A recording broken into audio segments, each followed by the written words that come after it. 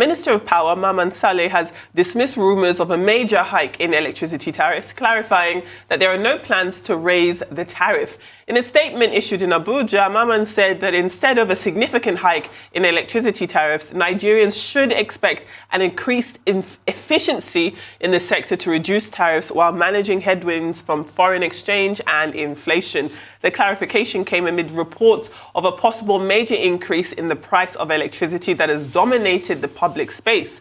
And also explained that the order issued by the Nigerian Electricity Regulatory Commission on the 26th of April, titled Notice of Minor and Extraordinary Review of Tariffs for Electricity Transmission and Distribution Companies, was a routine procedure. He added that the review planned by NERC is in accordance with Section 76 of the Electric Power Sector Reform Act of 2005.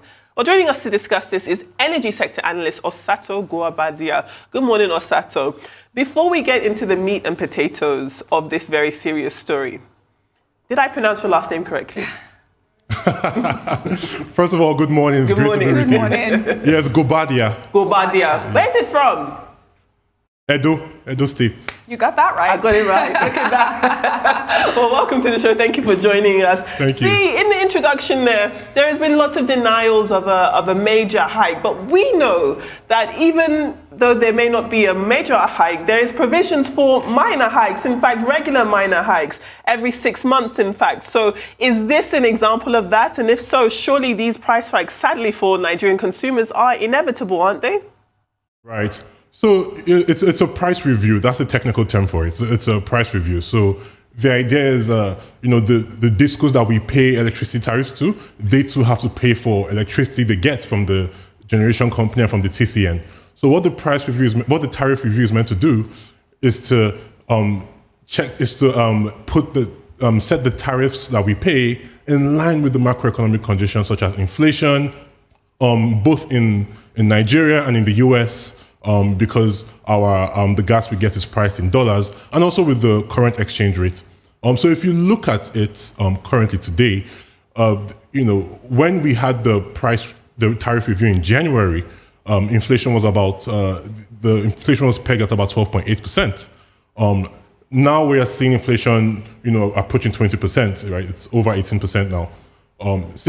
Even US inflation has increased, more than anyone expected. It was pegged at 1% in January, and today we're seeing 3-year highs of 2.5% in the US inflation rate. So clearly, all things being equal, things point to the tariff increasing.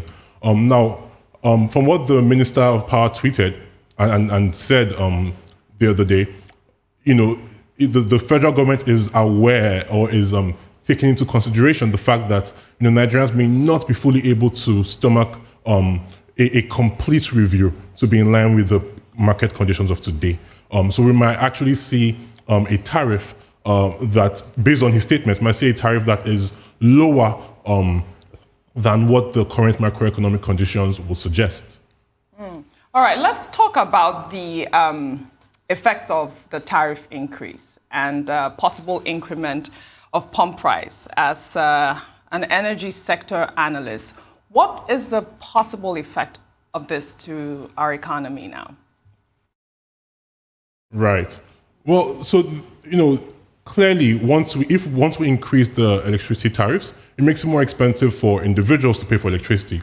For individuals, we tend to be a bit more flexible, right? The tariff increases, and you decide to use, your AC less, use your TV less. You can be flexible. For businesses, it's a bit harder, and so they tend to, and so it's a concern for them, right? We know that, electricity is a concern for businesses in Nigeria. Getting reliable electricity is a concern for businesses in Nigeria.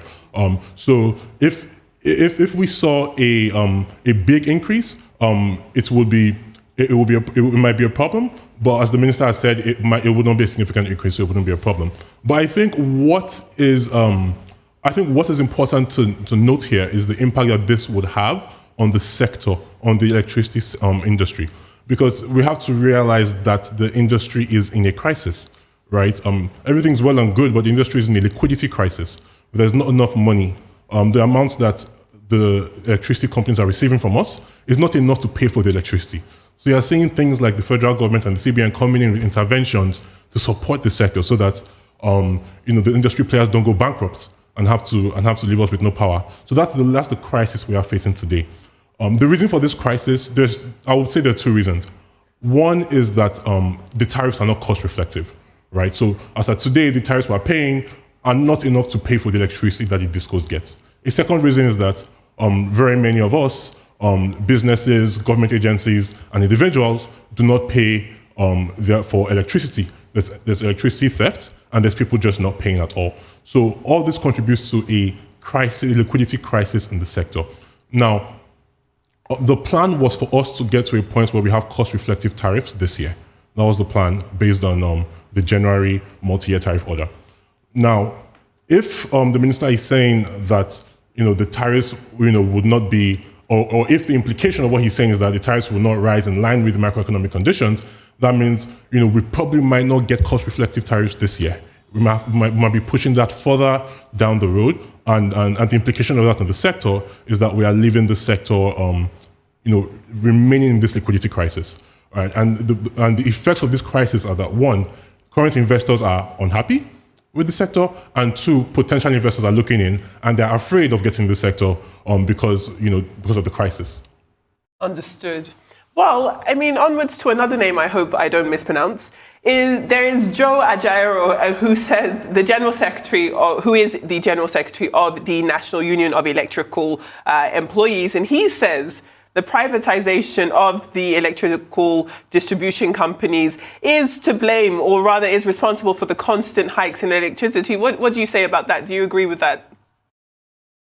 I'm not sure where that's coming from. What we do know is that, like I said, these distribution companies have to pay for electricity, right? So they have to pay, like 3/4 of our electricity in Nigeria comes from gas-powered plants, right? The gas has to come from somewhere, right? And the gas is priced in USD.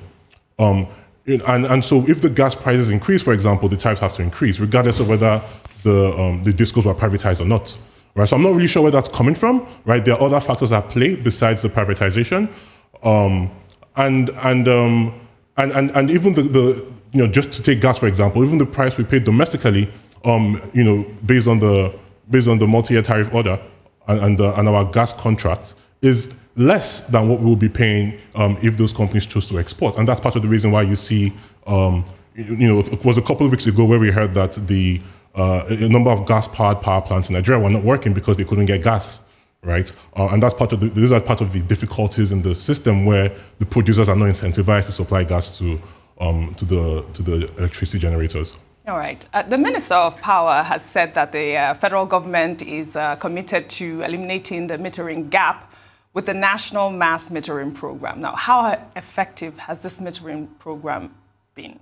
As you know, to date, more than 500,000 meters have been delivered to the discos in phase 0 of the program within 5 months.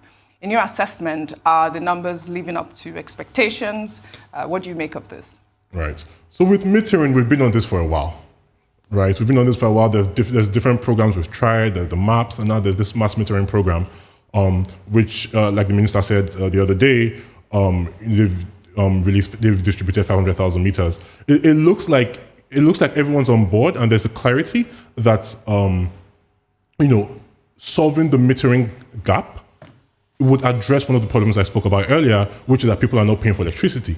Right? People are not paying because many people are on estimated billing. So what that means is that you might get a bill for 10,000 naira when you think you only use 2,000 naira. So you are more likely to contest that 10,000 naira, and while you're contesting it, the electricity is not being paid for.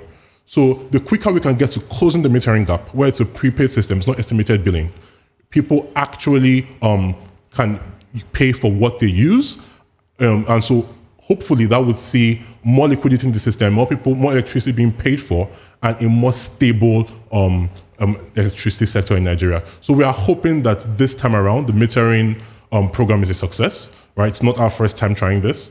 Right, there have been hiccups. The previous ones just haven't worked. Whether it be for a lack of political will, or just structural issues with Nigeria.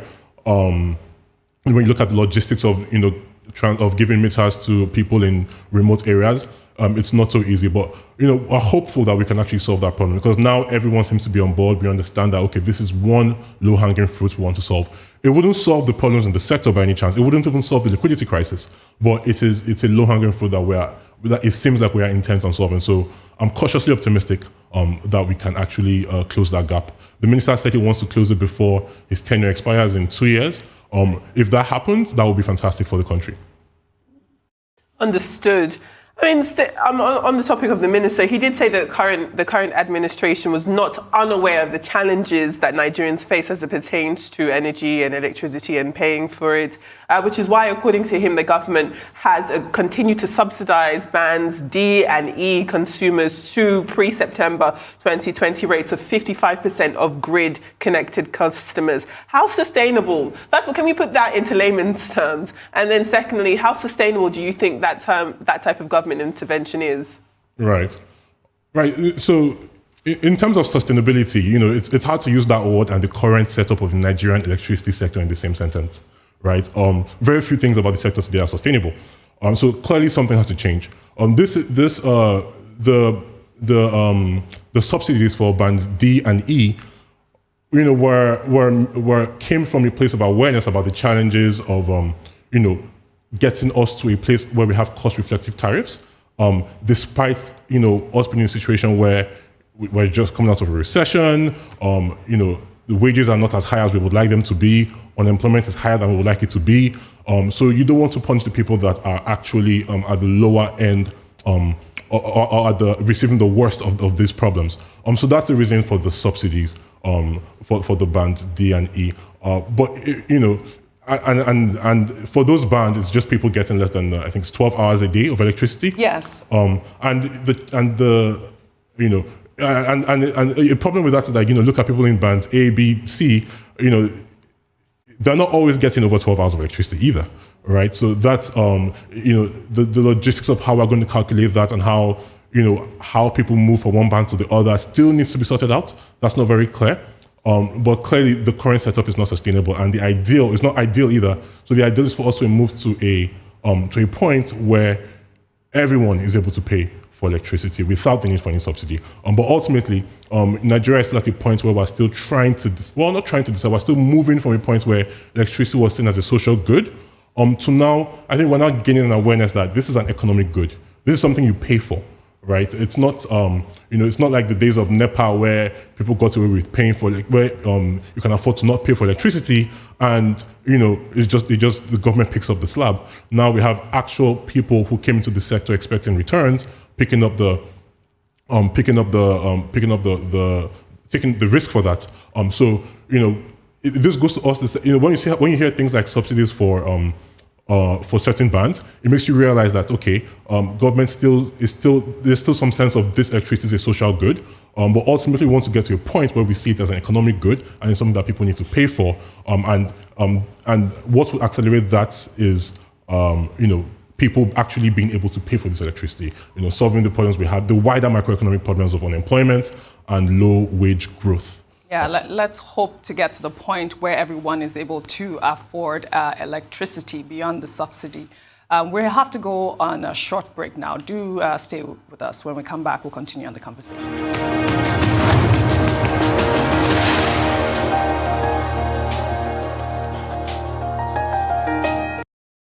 Welcome back to the morning show. Still with us is energy expert Osato Guobadia. We're still discussing the possibility of increase in electricity tariff. The federal government has said that they are committed to increasing the supply of energy to the grid through rapid expansion of infrastructure with the help of various facilities for the sector, either to the distribution companies, this goes under strict terms, or to the transmission company of Nigeria. Now, this is a rhetoric we've heard in the past. So how convinced are you that this administration will deliver this commitment? Right. We've been on this for a while, actually. The infrastructure problems in the sector run deep, right? You look at the transmission company of Nigeria, there's some equipment they're using that's been, that was built by NEPA in the 70s and the 80s, right? And they're still being in use today. and there's just not enough liquidity. There's not enough liquidity in the sector to actually maintain them the way that we would like. And so that's the reason why you hear stories of national grid failures quite often in Nigeria, right? It's actually a big deal. Look at other countries where it happens, it's a huge deal. But in Nigeria, it happens so often in a year, and we just move on because we're used to it. The national grid should not be failing this much. We saw how it happened in Texas in February, and it was a crisis in the country. But we've become used to this in Nigeria, and the reason for that is simple, right? There hasn't been enough money to upgrade the infrastructure. So I think, hearing that the federal government wants to actually provide that liquidity is a good step. It's not the only step that's been taken, right? I think it was last year, a few years ago, where a group of foreign donors injected $1.6 billion into the transmission company of Nigeria to upgrade the infrastructure in that space, and that's a good thing, right? That's what we want. But like I go back to, ideally, we want a situation where it is the money that's coming from the sector, from the customers, that is used to pay for the upgrading the infrastructure, because when you get money from somebody else, you're playing by their terms. Like you saw it in the language being used by the federal government, where they want to give money to the discos under strict terms and conditions, right? It's the same thing when foreign governments or foreign donors give money to Nigeria to boost our electricity infrastructure. They give it to us under strict terms. Now, the problem is that those terms are not always designed to be advantageous to us, right? Sometimes, they are designed with the other countries' priorities in mind. So, for example, we know in Europe, the environmental friendliness is a huge deal. When they're giving us money, they give us with all these constraints about how we must make sure we're spending the money in an environmentally friendly way. That might not necessarily be our priority, but because we're getting the money from them, we have to play to their rules. So ultimately, that's what we want. But hearing that the federal government is thinking of injecting money into the sector, it can only help, right? It's not something that will be done in one go. We wouldn't upgrade because our challenges are deep, from transmission to distribution and from generation. We have massive infrastructure challenges across the entire spectrum. People ask me sometimes, why don't we have lights in Nigeria? It's a difficult question to answer, because sometimes the problem is because of infrastructure challenges with the generation companies, where a gas pipeline is not working, so gas can't get delivered to them, for example. Or it can be with the transmission company, where the national grid collapses. Right. You're right, because in mid-April, Nigerians across the states experienced power outage caused by the breakdown of some national integrated power plants, supplying electricity to the national grid. Exactly. The minister even had to apologize to Nigerians and assured that the national grid will be restored to its historic distribution peak of about 5,600 megawatts of electricity. That was achieved this year. So in your assessment, how could this have been prevented, really? The problem ultimately is this: our shift from electricity being a social good to an economic good, right? We're still dragging our feet on that a little bit. We're not exactly sure what it should be, and also, the electricity providers are only collecting a fraction for the electricity that they supply, right? So that means that there's no money to actually think of investing in the sector, right? So I think it was the last NERC report said they only collect about 60%, I think it was, of the tariffs that they charge. And this varies across discos, right? Obviously, the discos in Lagos are doing better. Like Ikeja and Eko Disco are collecting 80% plus of the revenues of the tariffs of the electricity they provide. But in some other discos, it's really bad. They are collecting 50-something%. That's literally only half of the revenue for the electricity they provide. And so what that means is that they're running at a loss. And the TCN that they're supposed to remit to also doesn't have enough liquidity to actually upgrade their infrastructure. So these are the problems that we've had historically. Unfortunately, we still have these problems. So one intervention or two interventions are not going to solve them, right? They're not going to solve all the infrastructure issues in a sustainable way. Ultimately, we want to be paying for our electricity. That is the way to sustainably solve our weak infrastructure problem.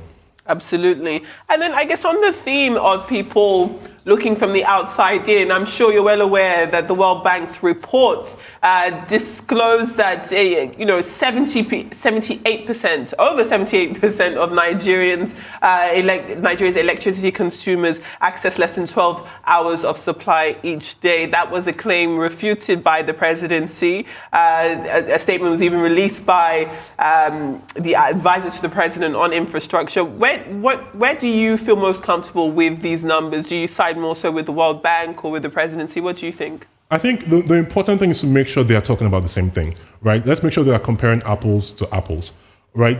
So from the World Bank's report, it seems like they are talking, the problem, one of the complaints the government had was that we don't know how they got their data. But if it's from a survey, right, then that's more current. But what is clear is that the government was speaking from a point of view of what is supposed to be, right? Like you said, only a fraction of people get less than 12 hours a day. That is what it's supposed to be, but that's not always the case, right? To use a personal example, there were weeks where I'm supposed to be in band B or it's band A, and there were weeks where I didn't get up to 12 hours a day. So clearly, the way things are supposed to be is not how they are. So it might be a case of the government's comparing the ideal to the World Bank's report, which was comparing the actual situation based on their survey. So it might just be a case of apples to oranges as opposed to one side being wrong or one side being right.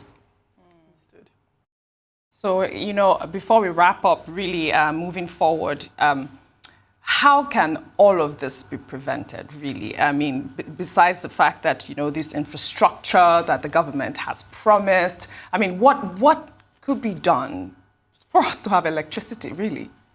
That's what every Nigerian wants to know. Right. I think the thing is that it's important to not separate what is going on in the electricity sector from what is happening in the broader Nigerian macroeconomic space, right? We have things like, whenever the factors that make it more difficult for Nigerians to pay for electricity are also the things that push electricity higher. You look at our foreign exchange issues, for example. These affect everyday Nigerians, but at the same time, it also affects the electricity providers. So it makes our tariffs more expensive. So we need to solve these broader macroeconomic problems first. Like that's actually the way to get to a sustainable solution, right? Let's get our FX in a more favorable state. Let's export more. Let's import less. The things that we're doing to get on that path, if they are successful, they should ultimately lead in us having better electricity, because the electricity sector also depends on these fundamentals. Right, and also things like just the low GDP per capita of Nigerians is also something that we need to improve, so that Nigerians are more able to pay for electricity, and so we'll have to stop hearing about these interventions.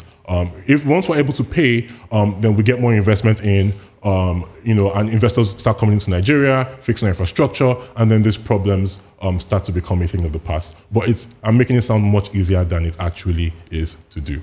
Understood, but I think that's the perfect place for us to end this conversation. Osato Guobadia, thank you very much for joining us, Energy Sector Analyst. Thank you very much.